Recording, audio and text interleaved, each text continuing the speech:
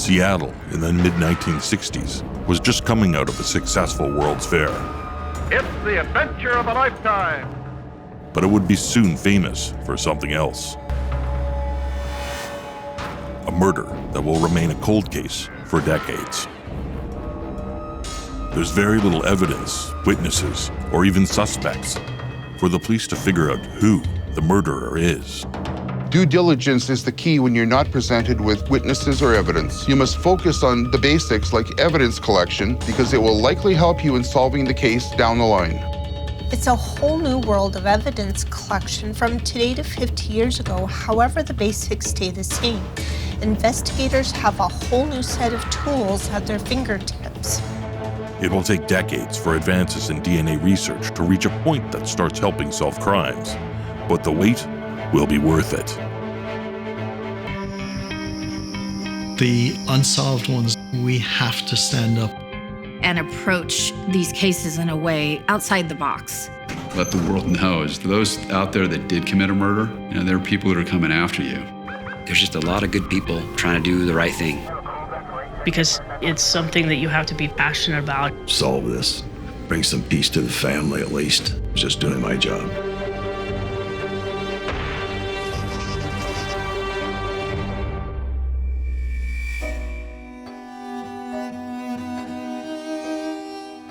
In Seattle, Washington, 1967, Joe Burleson starts his rounds to open up the Seattle Center Parkade. It's been closed for days, which is normal when no events are scheduled.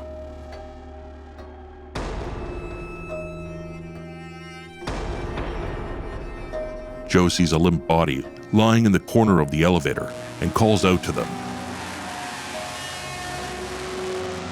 He steps closer, and he sees it's a woman that isn't breathing and has obviously been dead for a while. In the first 72 hours after death, the body's internal organs will start to decompose. At the 3 to 5 day mark, a deceased body will start to bloat and exhibit signs of purge. These signs are unmistakable. Time is always of the essence from the moment a body is discovered. It doesn't matter if it's been 5 minutes, 5 days, or 50 years. Investigators are always aware that the crime scene and the body are degrading, which could cause loss of critical evidence, so quick, thorough action is required. Everybody's planning to see Seattle's spectacular $100 million World's Fair. The 1962 World's Fair in Seattle, Washington, also known as the Century 21 Exposition, attracted more than 9 million visitors between April 21st and October 21st, 1962. The crowning jewel of the World's Fair was the 605-foot Space Needle that cost $6.5 million and is still a landmark in Seattle to this day. During its operation, the fair brought tourists and dignitaries from all over the world, including Prince Philip, Vice President Lyndon Johnson, and Elvis Presley, who filmed It Happened at the World's Fair on the grounds. In total, there were surprisingly only 325 larcenies committed, well below most estimations. When a huge event like the World's Fair is put on in a city, it naturally brings in people from all over and all walks of life. Some come with different intentions. You could see an uptick in pickpocketing due to the dense nature of the crowds. Susan Galvin was one of those people that moved to downtown Seattle in 1966. Born in 1946 in New Bedford, Massachusetts, but raised in Spokane, Washington, Susan grew up in a large family consisting of 2 sisters and 4 brothers. In 1966, Susan Galvin moves to downtown Seattle and lives in the Lower Queen Anne neighborhood. This area, now known as Uptown, is just north and west of Seattle Center.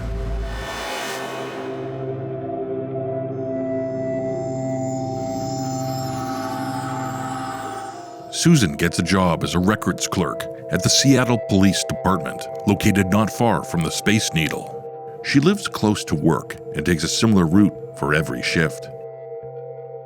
She's quick to make friends with many of the people she sees on a daily basis. Days before she is murdered, Susan goes out on a double date with a girlfriend and two men they met from the Navy. Finding patterns or anomalies in a victim's life is an important step in the investigation. It can lead to suspects not immediately evident. Retracing a victim's last days can often give insight into their mind and possibly lead you to a suspect you didn't know existed. On the night of July 9th, 1967, Susan sets off for the graveyard shift at the police department, like she always does, through the Seattle Center parking garage.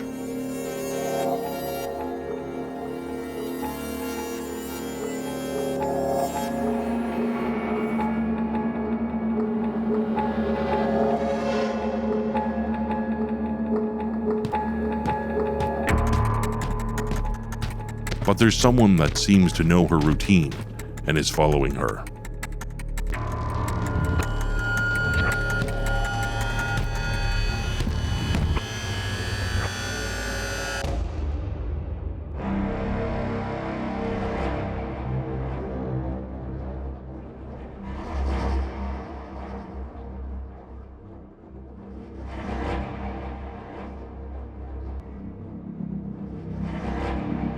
Susan never makes it to work.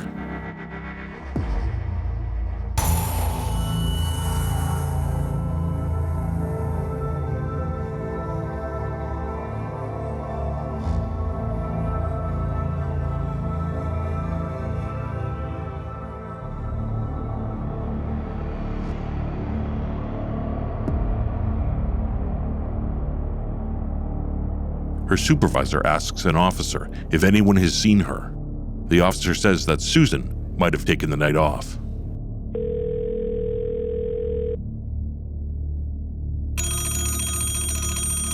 Susan's family hasn't heard from her in days.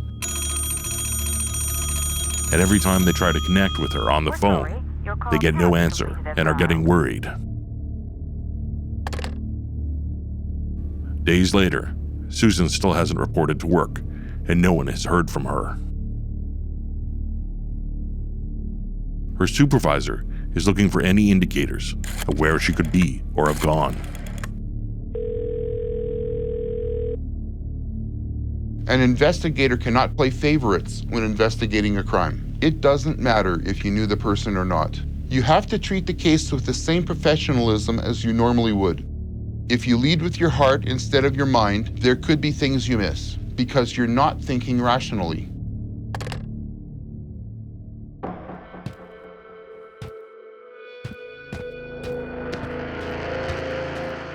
After 4 days, Susan is finally found on July 13th at approximately 7 p.m. The parking attendant runs for help. Since the police station is next door, officers arrive within minutes. Time is critical when it comes to any investigation, but especially a murder. A crime scene must be secured to ensure the integrity of evidence. Susan's body wasn't found immediately because the parking garage and elevators inside were closed and locked up. The parking garage authorities tell police this is a common practice for them when there are no events going on at the Seattle Center. The second a crime scene is discovered, it's contaminated. And while making every effort to collect evidence, you are contaminating it just by being there. So the focus is careful collection without causing any damage to forensic evidence. Police are quick to question the two Navy men that Susan and her friend went out with days earlier, as they could be the last people to have seen Susan alive. Some of the people that you bring in aren't necessarily suspects, but are persons of interest. If they are credible, they can attest to someone's state of mind. This can help investigators paint a picture of the victim and whom else they might have been with before. The Navy men are not charged and are let go. The clock is ticking to find another suspect. Early in the investigation, it's important to follow every lead that you come across, no matter how small or strange. Despite the initial setbacks, detectives get a strong lead about an unexpected suspect.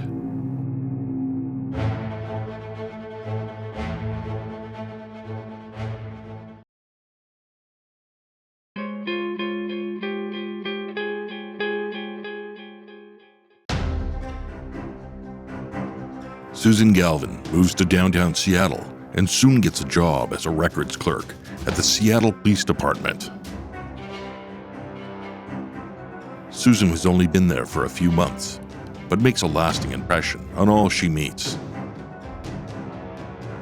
She also has an active social life and enjoys meeting new people. Susan's co-workers begin to notice that she's missing.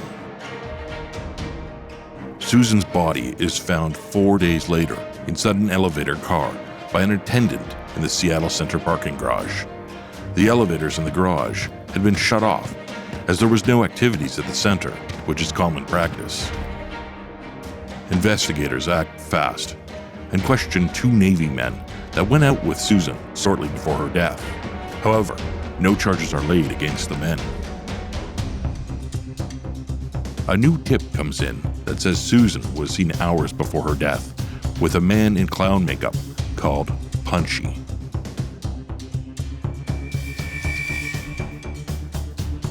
Punchy the clown is brought down to the police station for questioning. Were you employed as a clown at the Seattle Center? Yes. Okay. At the Seattle Center, back in 1967, a young woman was killed. Do you remember that happening? It was in the elevator across in the parking garage. Exactly. That's interesting that you could remember that. There's various types of interrogation techniques that an investigator can use. It all depends on the person you're talking to. One can be direct by presenting the evidence against them, use empathy to gain trust, or be repetitive to break down the suspect. The investigator questions Punchy about why he was with Susan hours before her death. Were you in that elevator with her? No. Did you have anything to do with her death? No. Okay. Did you ever have sex with her? No. Okay. Are you sure about that? Positive. Absolutely? 500%. Another technique is keeping the room very cold.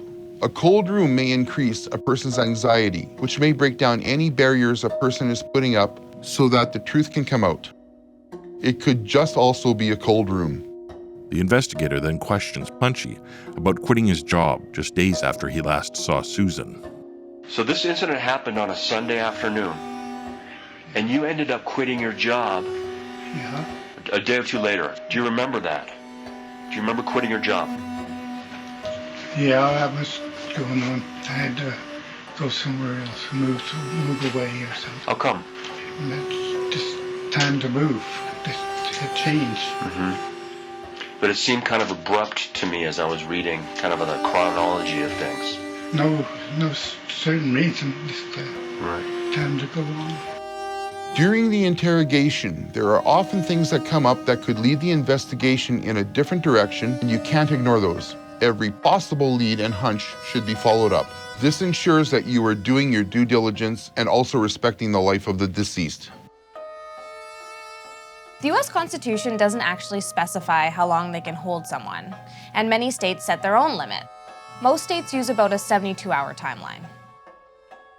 With no definitive evidence linking Punchy to Susan's death, he is let go. Punchy will remain a person of interest in this case until he can be definitively ruled out. In the meantime, investigators must continue to look for clues and witnesses. Because of the time of Susan's murder, before her midnight shift at the police department, finding witnesses is proving to be difficult for investigators.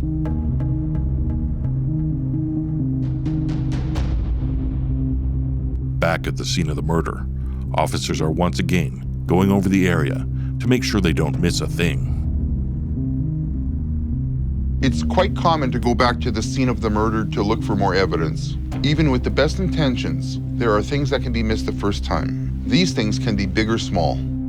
Think of when you lose something at your home. You can turn your house upside down looking for the remote. But it's not until you stop looking or take a break that you actually see it was in front of you the entire time.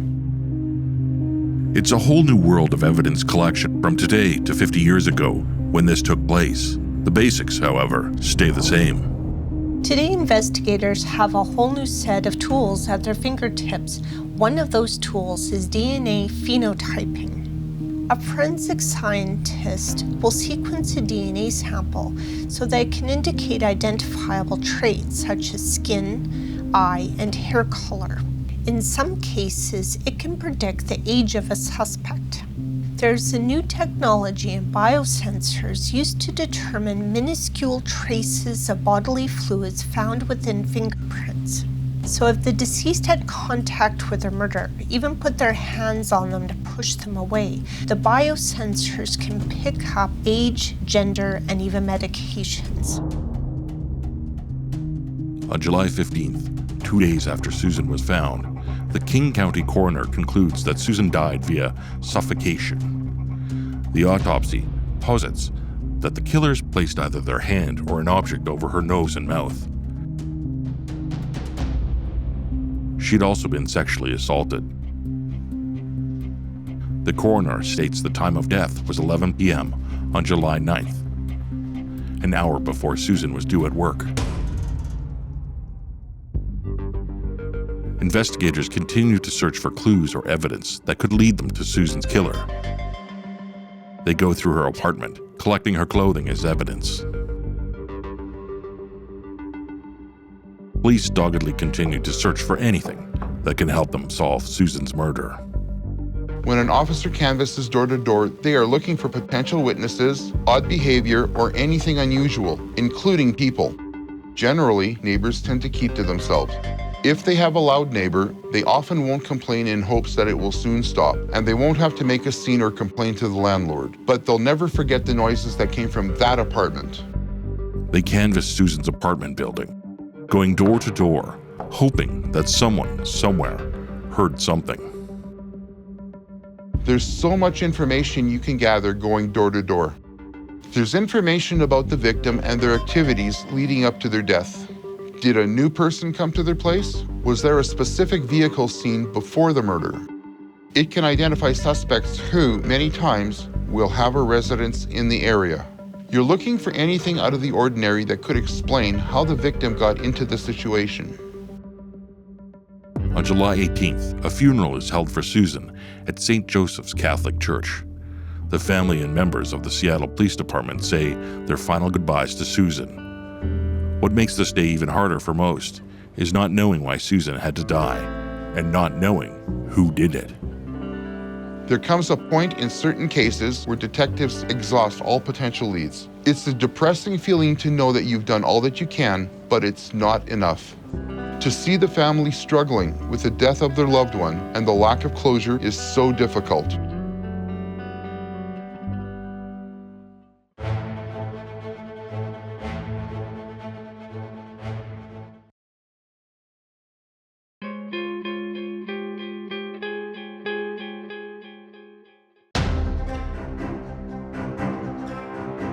Susan Galvin is found dead in a parking lot elevator. She had been suffocated and sexually assaulted and locked in the elevator. She wasn't found for 4 days. The investigation determines that Susan was murdered on her way to work the graveyard shift at the Seattle Police Department. Police interviewed 2 Navy sailors that had went out with Susan and a friend days before her death, but they are never considered actual suspects and let go. Police then zero in on a suspect that was with Susan hours before she was killed. Known around town as Punchy the Clown, police discovered that he had become friendly with Susan from passing each other on the street. On top of that, Punchy had quit his job just days after Susan's murder. So this incident happened on a Sunday afternoon, and you ended up quitting your job a day or two later. Yeah, that was going on. I had to go somewhere else, move away or something. How come? No certain reason, just time to go on. While there is no evidence to connect him to the murder, he remains a person of interest. With all clues and leads drying up, the investigation into who killed Susan Galvin is put on hold. The feeling that a detective has after working a case and getting nowhere is indescribable. It's obviously not as bad as what the family is going through, but no one involved in the investigation forgets about it. It's those cases that you can't close that stick with you the longest. We want to close the case as much as the family does. Whenever the topic of Susan comes up in the Galvin household, the conversation is quickly stopped. The loss of a loved one or family member can take on many different forms, all depending on the relationship at the time of death and your personal views on death. Some choose to confront it head on, others choose to talk about it, while others will keep it closer to themselves because they feel saying it out loud will make it true. But if they keep it inside and never acknowledge it, it's almost like it never happened. Talking about Susan remains taboo in the Galvin household, which takes an emotional toll on the family.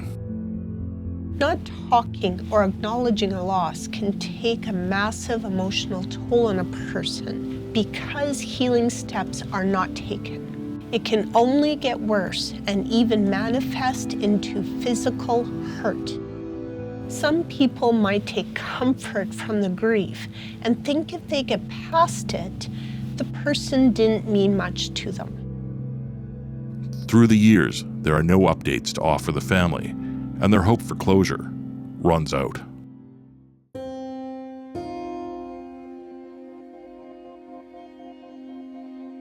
On September 13th, 2000, Susan's mother, Helen, passes away at age 77. She goes to her grave, never knowing who killed her daughter or why.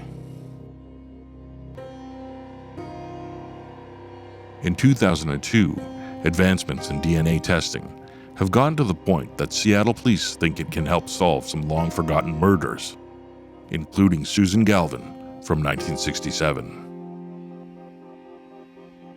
It is quite astonishing that the evidence collected from Susan in 1967 was still viable in 2002. It is a credit to the officers at that time. We always owe a huge debt of gratitude to the original crime scene investigators, because even before they could have known how powerful DNA would be, they somehow collected that evidence for us to work with almost, 50 years in the future. And so that's pretty incredible when you think about that. Susan Galvin's clothes are collected and shipped off to Washington State Patrol Crime Laboratory for DNA analysis. So it really is like time travel. It's like having a time capsule to go back and help unravel these mysteries. It is of utmost importance that the evidence carefully makes it to its destination, or the collection from the crime scene 35 years ago would have been for nothing. Chain of custody is absolutely vital when it comes to prosecuting a case. Sometimes evidence doesn't make its way into court for days, months, or even years later. If there's a breakdown in the chain, that opens up the possibility that the evidence has been tampered with, and then it can be thrown out of court.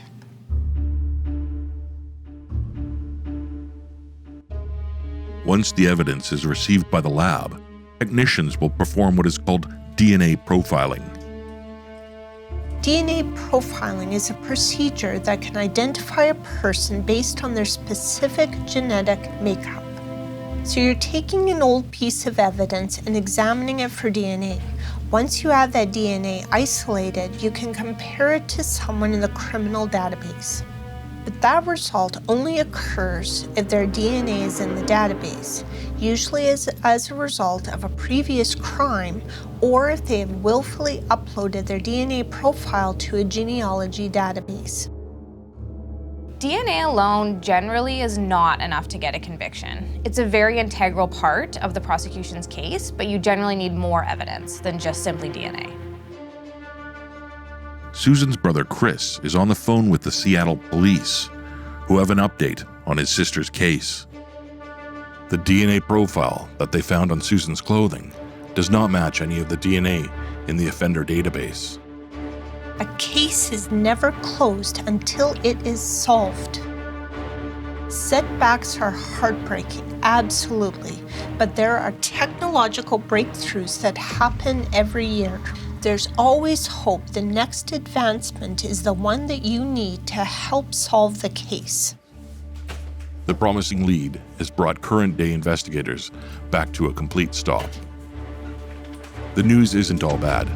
The DNA profile obtained from Susan's clothing has given the police a genetic blueprint to work with. Now, it's a matter of when the technology will advance enough to utilize the DNA to find Susan's killer.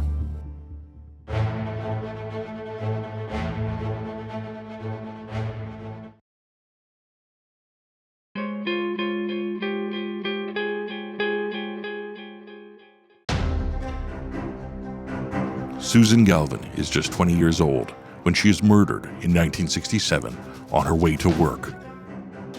Witnesses are few and far between, and there's only one possible suspect. Punchy the Clown was with Susan hours before her murder, but there's not enough evidence to connect him to the crime. However, he will continue to be a person of interest going forward. Years later, there is hope that new DNA profiling techniques could help to identify Susan's killer. But there were no matches in the criminal database for the DNA profile found. The case is once again cold. In 2016, Seattle Police Detective Rolf Norton reopens the case. He feels the advances in DNA profiling are now at a stage that could provide answers to who Susan Galvin's murderer is. The man who played Punchy the Clown is now retired and living in Utah when Detective Norton tracks him down. Detective Norton introduces himself and tells Punchy why he's there, to tell him he is no longer a suspect in the murder of Susan Galvin. Newly processed DNA information proves that he was not at the crime scene. Whenever new evidence is uncovered, it's always prudent for the investigator to cross-reference that against previous suspects. Police identify someone as a suspect for a very good reason, and no matter how much time has passed, you have to make sure. This can either confirm suspicions or rule out potential suspects.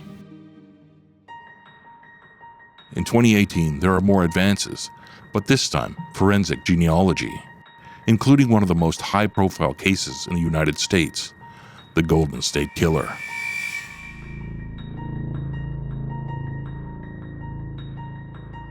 D'Angelo was found using updated techniques in genetic genealogy, which uses DNA left behind, creating and tracing a family tree using profiles submitted to a public genealogy database. Detective Norton sends DNA from the clothing of Susan Galvin to Parabon Nanolabs in Reston, Virginia. CC Moore has been working with law enforcement for close to 4.5 years. With the lab's help, they've been able to help law enforcement solve 1 crime per week on average, which adds up to more than 225 crimes. So with traditional law enforcement investigations, they're using a very specific type of DNA test and DNA profile. And that DNA profile is very limited, has very limited information. It works great for one-to-one if you know who to compare it against, but it doesn't work great for finding your suspect. And so genetic genealogy is different, and the type of profile that we use, which is a different type of genetic markers, and we look at about 1 million of those genetic markers across the genome. And that gives us the power to identify distant cousins and to reverse engineer someone's identity from who they're sharing DNA with. And typically that's very distant relatives. We're not getting one-to-one matches. We're not getting close relative matches. CC Moore applies her methods to the Susan Galvin case to try and find her killer. The Susan Galvin case really hit me hard when I learned about it because it happened before I was born. So that was really interesting to be invited to help on a case that happened when I didn't even exist. The other, probably more compelling aspect of it is it happened in Seattle, right by the Space Needle. And my family is from Seattle. My parents met at University of Washington, and we drove up there pretty much every summer, went to the Space Needle, and it, really struck me that it could have been one of my family members. With an almost personal connection to the case, CC Moore is motivated to find Susan's killer. The first challenge with this case is that the DNA sample was mixed.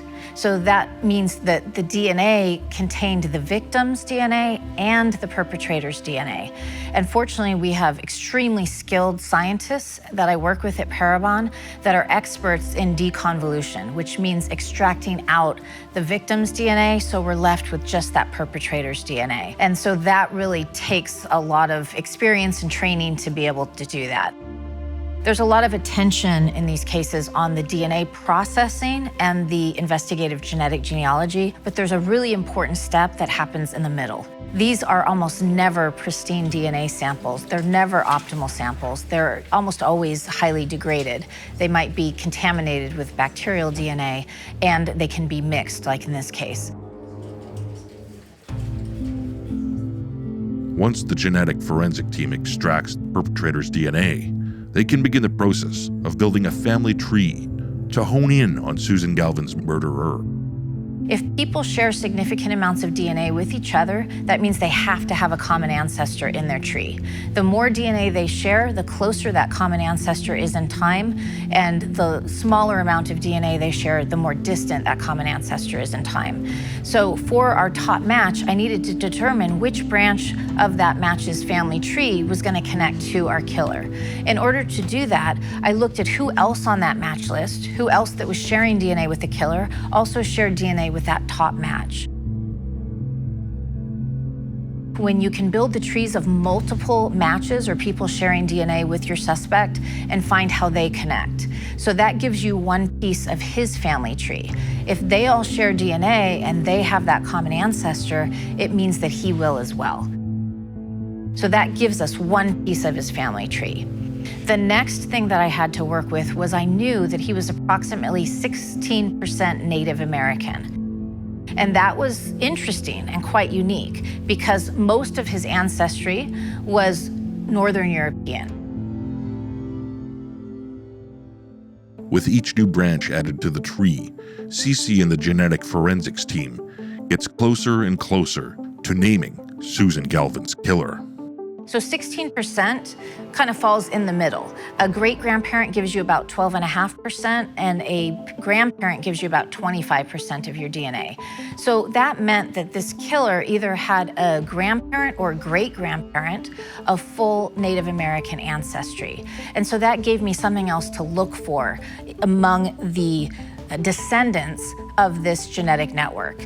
I knew that he had to be a descendant of this couple that I identified, and so I needed to trace all their descendants, build out the rest of their family tree, and see if one of their fairly recent ancestors was of Native American ancestry. And so I did find that a descendant of that genetic network couple married somebody who had a Native American ancestor. I could see through the matches that a number of people that were sharing DNA with this killer had ancestors all from Poland. So if all of their ancestors are from Poland and they're sharing DNA with him, that means he has to have some Polish ancestors as well. The family tree is almost complete, and Cece has taken the investigation as far as she can. And in this particular case, I knew that his direct paternal line, so his father's father's father's line, likely had that Polish origin. And that's because we also looked at his Y chromosome, which is a different type of DNA. And so I knew these pieces had to come together. We had to have a descendant of the genetic network. We had to have a person descended from a Native American ancestor and someone descended from Polish ancestors. And through marriages, I found all those pieces coming together, and they led to just one individual. He was the only individual who had the correct ancestral mix to be the person that left his DNA behind at that crime scene. Therefore, he must have been Susan's killer. Now Detective Norton just has to find this individual.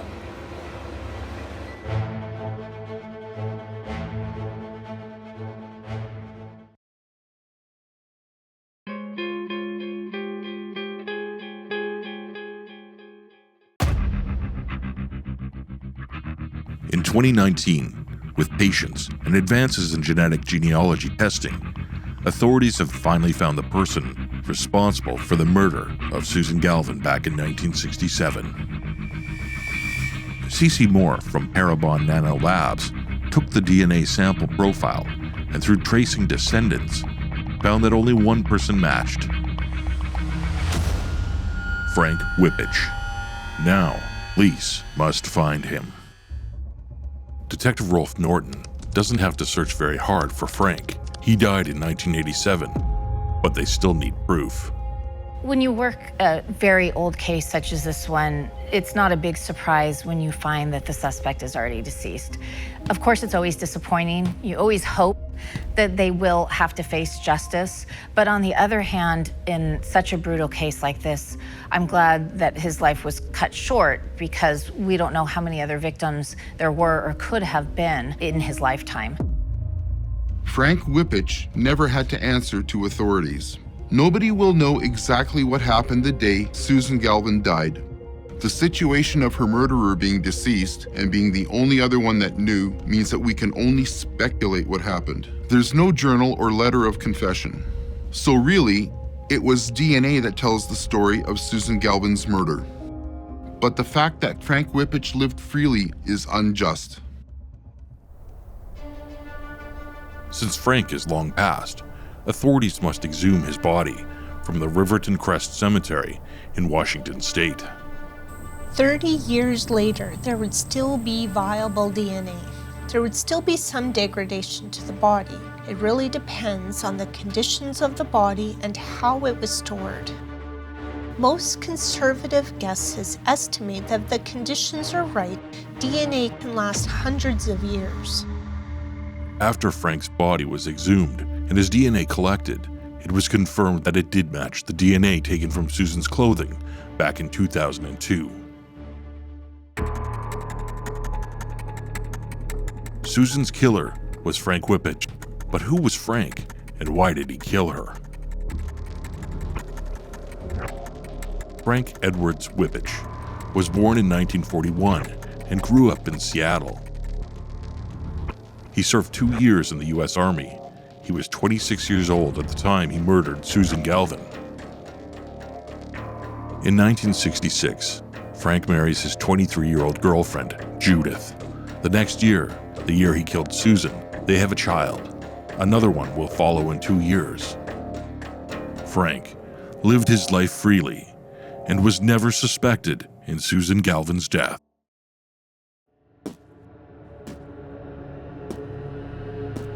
Reports come out that Frank had a habit of impersonating security guards. The reasons that someone impersonates a security guard can vary. One could fantasize of being a guard or be addicted to having power over ordinary citizens. It could also be to hide the fact that they are stalking someone under the guise of security.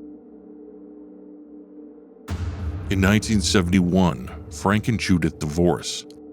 Later that year, he is convicted of larceny. He will remarry the following year. In 1975, Frank is again arrested, this time for a weapons offense.